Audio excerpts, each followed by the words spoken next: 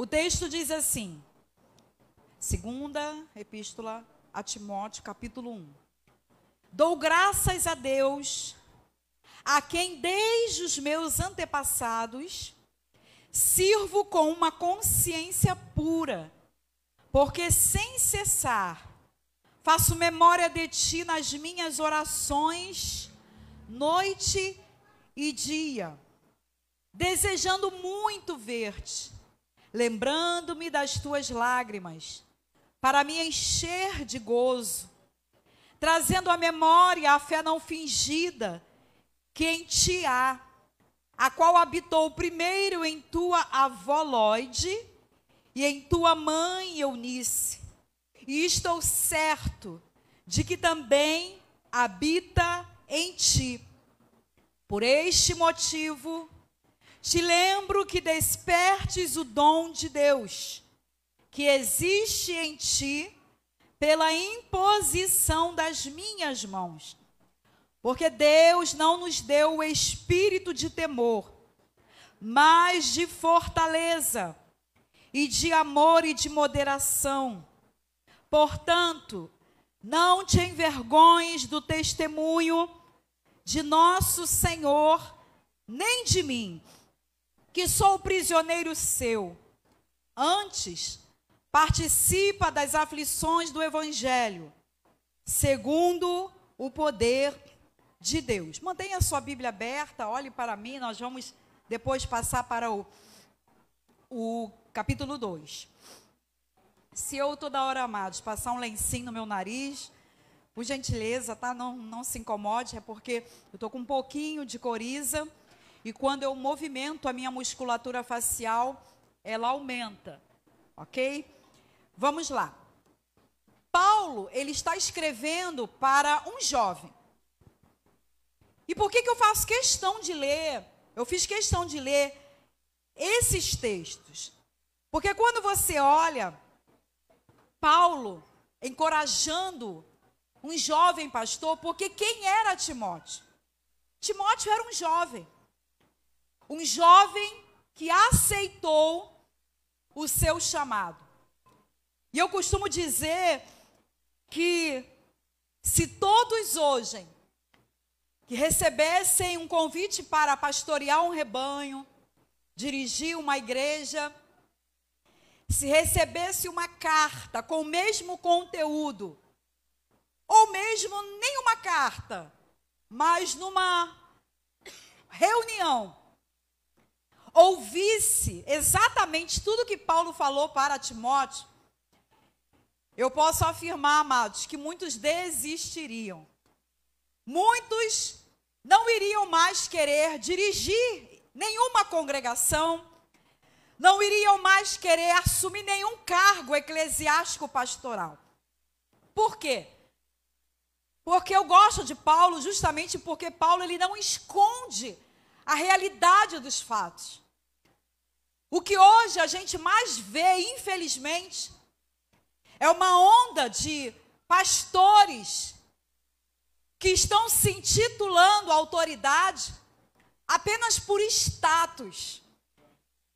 E ser pastor nunca foi um status. Assumir a chamada pastoral nunca foi e nunca deve ser por vaidade. Mas nós vivemos uma seletividade, um grupo muito grande, não somente no Rio, no Brasil, mas em várias nações, pessoas portando um título de pastor, de pastora, como se isso tivesse um peso que o fizesse ou a fizesse superior a alguém. E agora eu olho para o apóstolo Paulo, avisando a Timóteo o que ele iria encontrar. Paulo não escondeu em momento nenhum que por trás da chamada pastoral de Timóteo, ele iria sofrer muito. Paulo fez questão de avisar E é por isso que quando a gente leu aqui, quem prestou atenção, ele começa até mesmo a mencionar a avó de Timóteo, a mãe de Timóteo. Por que que Paulo faz questão de dizer, trazendo à memória a fé não fingida que em ti há? Porque Paulo estava agora testificando para Timóteo que o conhecia, não superficialmente. Ele começa agora a dizer, em outras palavras, e falando, Timóteo, eu te conheço. Timóteo, você está agora assumindo esse cargo pastoral. Não é por amizade não, Timóteo. Você está agora assumindo essa grande responsabilidade. Porque eu sei quem você é, Timóteo. Eu sei que a tua fé não é fingida. Eu conheço a fé da tua avó. Eu sei que a tua avó Lloyd tinha uma fé que não era uma fé superficial. E a tua mãe Eunice, eu também sei que a fé dela era uma fé verdadeira. E em ti, eu vejo e trago à memória que em você há uma fé não fingida. Traz essa fala de Paulo para a problemática que a gente está vivendo hoje. Quantos aparentemente espirituais estão brigando para sentarem no altar? Quantos estão disputando títulos como se fosse a coisa mais comum, mais normal, mais fácil de lidar dentro do contexto evangélico? E eu amo o apóstolo Paulo por causa disso. As palavras de Paulo, as cartas de Paulo, não deixam ninguém confundido. E é por isso que eu não entendo como tem tanto cara de pau em cima dos altares. Como tem tanta mulher querendo assumir cargo pastoral sem nenhuma chamada. Como tem tantos homens que não sabem cuidar nem da sua casa e querem cuidar da casa de Deus. Olha a problemática que nós estamos vivendo hoje. E é por isso que hoje você não pode acreditar que qualquer porta aberta com o nome, fazendo alusão a uma igreja evangélica, não é qualquer uma porta que você pode entrar. Por mais cheia que ela esteja, por mais que o nome seja lindo, não significa que tenha aprovação de Deus. E eu olho agora o apóstolo Paulo trazendo à memória. Sabe o que eu aprendo aqui, amados? Que Timóteo, ele tinha história não só com Paulo. Timóteo tinha história no meio da sua família. Paulo, em outras palavras, está dizendo, você era um neto, muito bom. Você era um filho, Você tem um contexto familiar, cultural familiar, aprovado. O que a senhora está querendo dizer, Marlene? Que muitas vezes a gente quer ser uma coisa aqui dentro, mas outra lá fora. Estão querendo tanta coisa aqui dentro, mas lá fora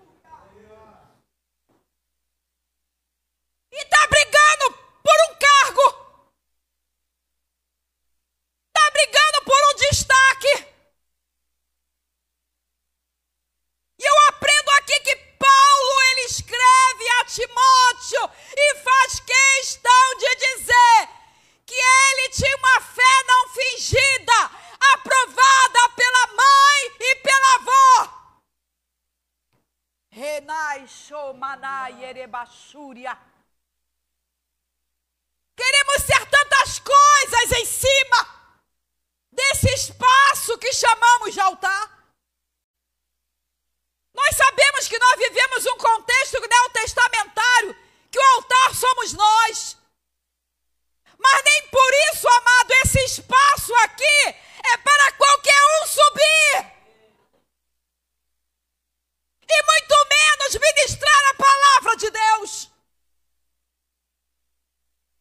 Hoje se dá cabeçada aí com pessoas querendo pregar. É uma disputa. É todo mundo querendo ser reconhecido. É todo mundo querendo aparecer na filmagem, na foto, na selfie. Mas Deus está perguntando para nós: o que eu sou aqui dentro? Eu sou lá no meu trabalho. O que eu sou aqui, eu sou com a minha vizinhança. Será que eu sou um pastor, um líder, digno de ser aprovado lá fora das quatro paredes que nós chamamos de igreja? Quem eu sou na padaria? Quem eu sou na farmácia? Quem eu sou na faculdade? Quem eu sou dentro do meu quarto? Com o meu marido, com a tua esposa? Quem eu sou? Porque aqui em cima todo mundo é anjo. Aqui em cima tem um filtro, não é de Instagram, não é de Face, não é nenhum aplicativo. Mas quando muitos querem subir aqui, coloca um filtro para enganar quem realmente eles são.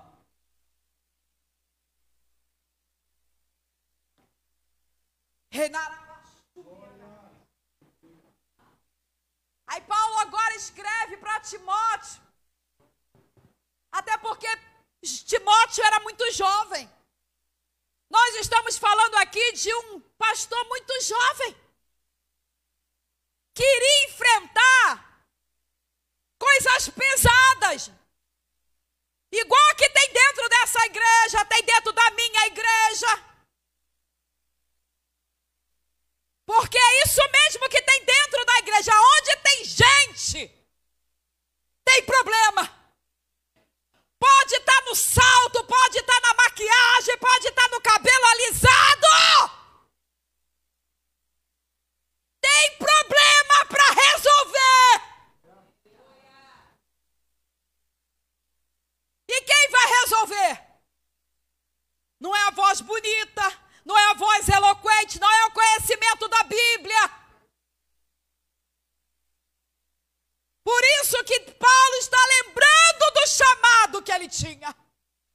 Eu costumo dizer que quem tem convicção do chamado não larga por qualquer coisa a obra do Senhor.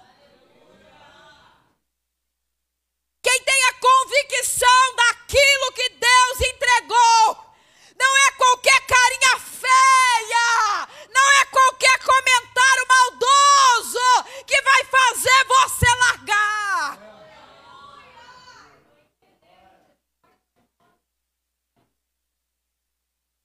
Se eu fosse largar a minha chamada, amados, por caras e bocas tortas, mas eu não dou esse gosto. Porque quem me chamou sabia o que estava fazendo. E se eu largo, se tu larga, você está dizendo: Deus errou. E Deus não erra. Deus, ele é muito sensato. Deus, ele é muito educado. Ele te oferece algo muito bom. Mas ele não esconde que você vai enfrentar. E é isso que Paulo está fazendo com Timóteo. Lembrando do chamado que ele tem. E é por isso que ele diz no versículo 6. Por este motivo. Que motivo? Eu sei que a tua fé não é fingida. Eu sei que você aprendeu com a tua avó que a fé também não era fingida. Eu sei que você aprendeu com a tua mãe, Eunice, que a fé também não era fingida. E por causa disso, eu te lembro que despertes o dom de Deus. Começa aí a lembrar aquilo que você chutou o balde. Vai, começa a lembrar. Que você fazia tão bem feito, mas por causa de uma boca torta, você parou. Mas o que mais tem dentro da igreja é boca torta. O que mais tem dentro da igreja é cara feia.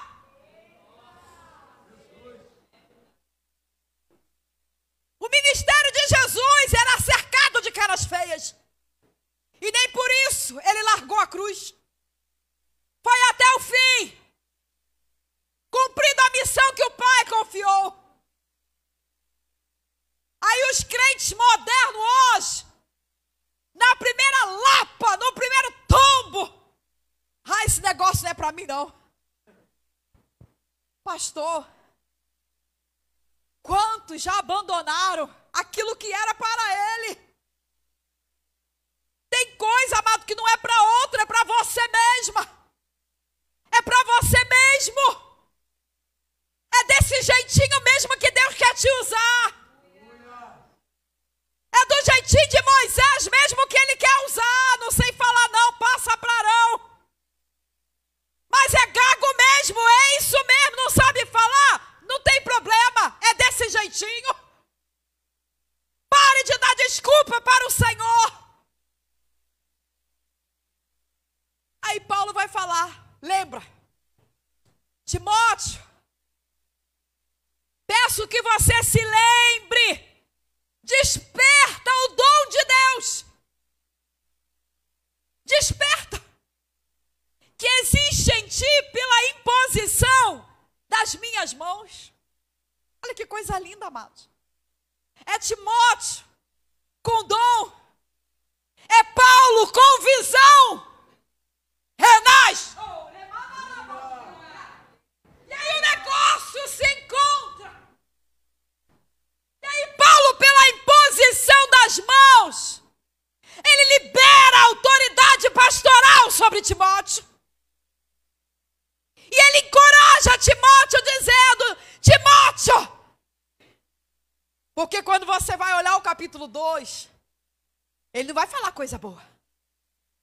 Ele vai falar para Timóteo, Timóteo, tu vai sofrer pra caramba. Tu vai encontrar umas cascavéis aí na igreja. Olha, vai entrar aí umas mulheres com cara de santa, mas são pura serpente. Vai entrar uns homens aí com cara de espiritual, mas é tudo um 7-1, Timóteo. E o que me chama a atenção é que Paulo não escondeu.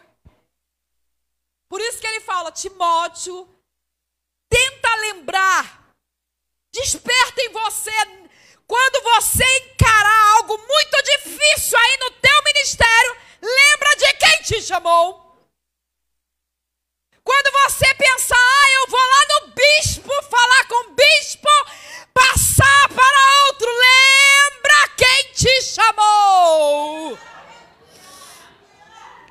O dom que está em você, que eu fui, coloquei aquela mão ungida, e ali declarei sobre a tua vida o ministério pastoral.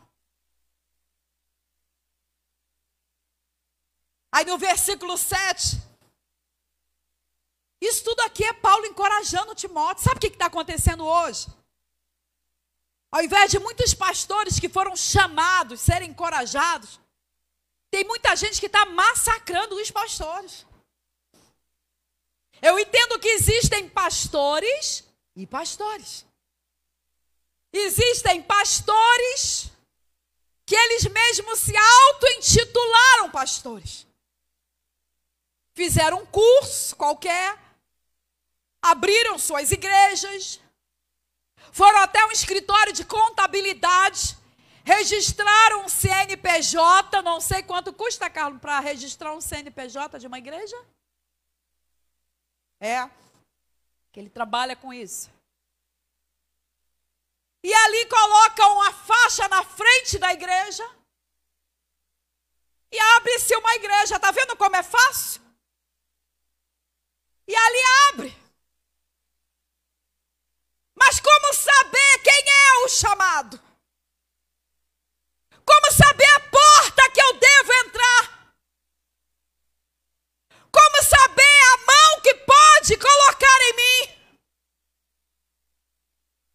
Como reconhecer a chamada de alguém? Aí Paulo diz, porque Deus não nos deu o espírito de temor. Paulo está dizendo, Timóteo, você não vai correr na primeira guerra, não. Você não vai correr na primeira traição, não. Na primeira fofoca que fizerem com você, você passar no corredor da cantina para o gabinete, do banheiro para a cozinha e você ouvir uma fofoquinha, não vai ser isso que vai te tirar, não. Do lugar que Deus te colocou. É isso que Paulo está falando. Deus não te deu espírito de medo, mas de fortaleza, ou seja, de poder e de amor e de moderação. Olha que coisa, que sabedoria de Paulo. Tudo que a gente precisa. Poder, certo? Mas o poder tem que ter amor e moderação. Não é muito poder e sem equilíbrio. Não é muito amor e ficar cego e não usar a autoridade que Deus te deu. Tem que ter moderação, tem que ter equilíbrio.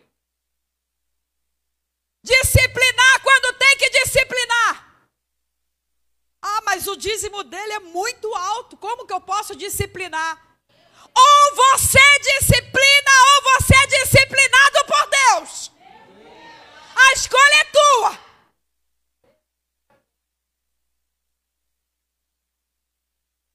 Mas quem fornicou foi o teu próprio filho. E ele toca teclado, bateria, toca guitarra, contrabaixo.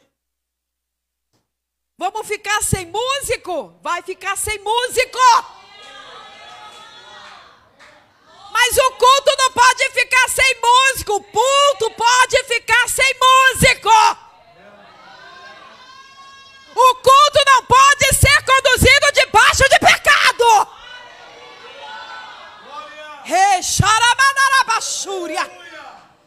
Quando eu não sei, quando Deus não revela é uma coisa. Mas se já está escrachado, todo mundo comentando, se já tem a certeza, vai sair os bonitinhos ali, é só um exemplo, tá, querido? Não se apavore. Vão sair os bonitinhos e sentar ali, ainda que fiquem se mordendo. Ah, mas o culto está sem graça. Não. O que faz um culto não é o instrumento, aquilo é complemento.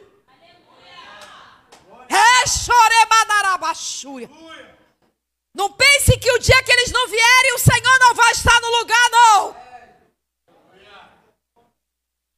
O culto é individual, cada um faz o seu culto. Numa multidão, nem todo mundo vai oferecer um culto racional. Uns são emoções, outros são cultos racionais. E quem vai separar? O Senhor.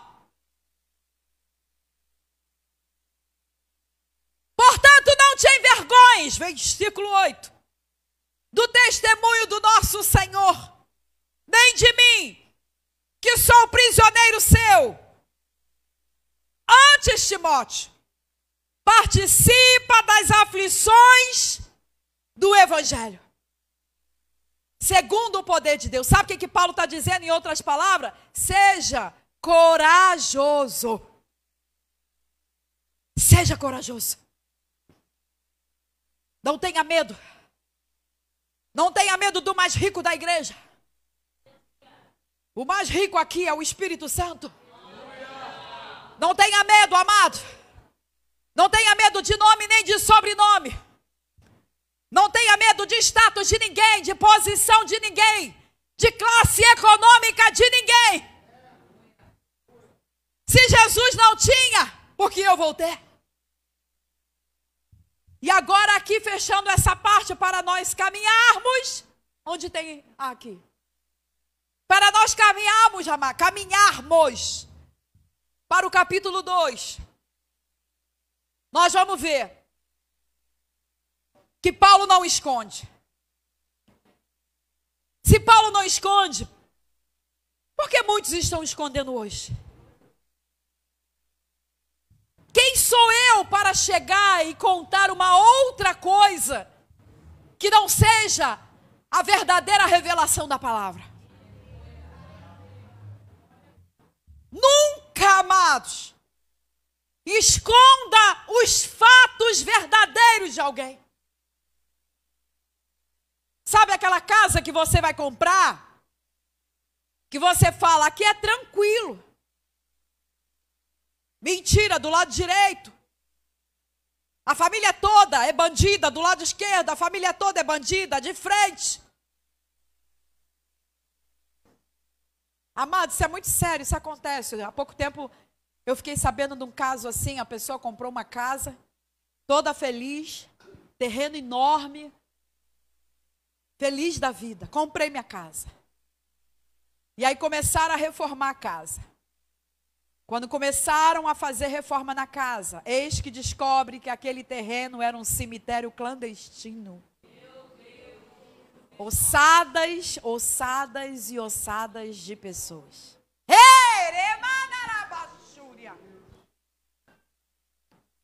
Quantas coisas que parecem, mas não são. Muitas vezes nós estamos tão empolgados com alguém. É ela para colocar na regência. Vai cavar e vai ver o que você pode encontrar. Nós nos enganamos muitas vezes pela aparência das pessoas. Nós nos enganamos, amado. O que deveria valorizar, não valoriza. E o que não era para dar valor, muitas pessoas estão dando valor. Consagra o sem vergonha. E quem deveria consagrar, porque aparentemente é um Zé Mané, uma Zé Maria, não consagra. É a mesma história do terreno. Juntei tanto dinheiro, comprei uma casa. Legal, bairro legal, ninguém me contou a verdade. No mundo espiritual é a mesma coisa. Quantas igrejas de fachada, quantos pastores de fachada, quantos músicos de fachada. Nada contra eles, amados. Quantas pessoas de fachada tentando nos enganar. E hoje você vê muitos querendo liderar pessoas, pastorear vidas. Como? Sem entender que vai sofrer, que vai ser traído, vai ser perseguido, vai ser enganado. Porque tudo isso faz parte da via dolorosa. O maior líder, Jesus, não foi isento disso. Aí eu olho agora Timóteo, eu estou partindo para o final, amados. Aí eu vejo agora Timóteo, tadinho, recebendo uma carta dessa. Paulo não falou nada. Timóteo, você vai bombar e a igreja vai encher.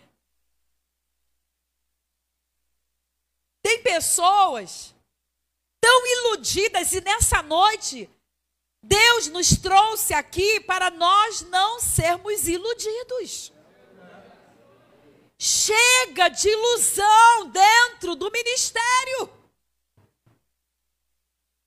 Eu não sei, amado, se essa é a tua 25ª igreja ou se é a primeira igreja que você congrega.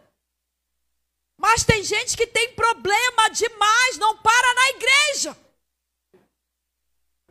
Não se firma numa igreja. E não é o pastor, não, é a pessoa. Oi, tudo bom? Como é que você está? Onde você está? Ah, tu não está mais lá? Não, não, já mudei. Meu Deus, já é a 12ª igreja.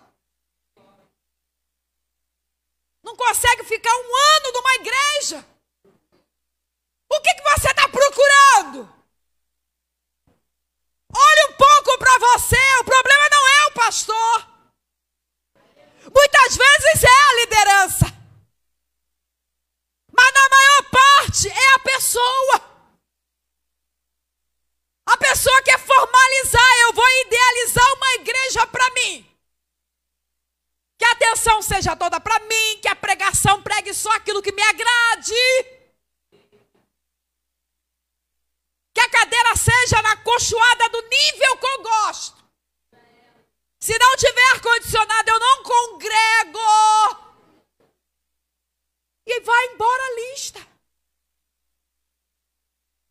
Nós estamos querendo o quê? Viver o quê? Que tipo de evangelho? Capítulo 2, para nós encerrarmos. Aí você entende Paulo dizendo: tu, pois, meu filho, fortifica-te na graça que há em Cristo Jesus. Ai de Paulo, ai de Timóteo, se não fosse a graça sobre a vida dele. Ai de mim, se não fosse a graça sobre a minha vida. E aí ele diz: e o que de mim, entre muitas testemunhas, você ouviste? Confia a homens fiéis.